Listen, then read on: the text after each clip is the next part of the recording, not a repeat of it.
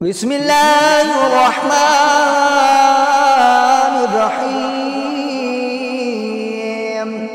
اللهم صل على سيدنا ومولانا محمد صاحب التاج والمعراج والبراق والعلم دافع البلاء والوباء والقحط والمرض والألم.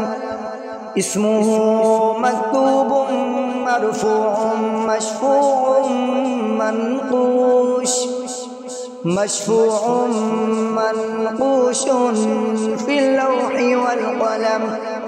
سيد العرب والعجم. جسمه مقدس معطر مطهر منور في البيت والحرم. شمس الضحى بدر الدجى صدر العلا نور الهدى صدر العلا نور الهدى كافي الورى صباح الظلم. جميل الشيم شفيع الأمم صاحب الجود والكرم.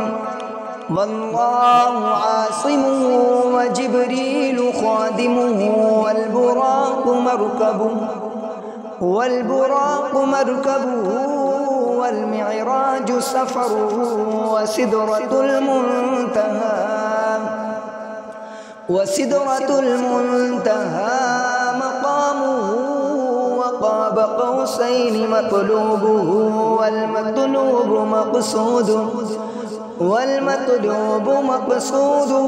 والمقصود موجوده. سيد المرسلين خاتم النبيين شفيع المذنبين أنيس الغريبين رحمة للعالمين راحة العاشقين مراد المشتاقين.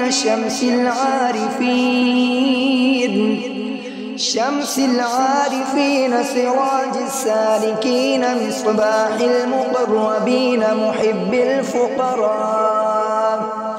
محب الفقراء والغرباء والمساكين. سيد الثقلين نبي الحرمين إمام القبلتين وسيلتنا في الدارين. صاحب قاب قوسين محبوب رب المشرقين ورب المغربين جد الحسن والحسين. مولانا ومولى الثقلين أبي القاسم محمد بن عبد الله نور من نور الله. يا أيها المشتاقون بنور جماله بلغ العلا بكماله. كشف الدجى بجماله حسنت جميع خصاله. صلوا عليه وآله وأصحابه وسلموا تسليما. آمنت بالله صدق الله العظيم وصدق رسوله النبي الكريم الرؤوف الرحيم.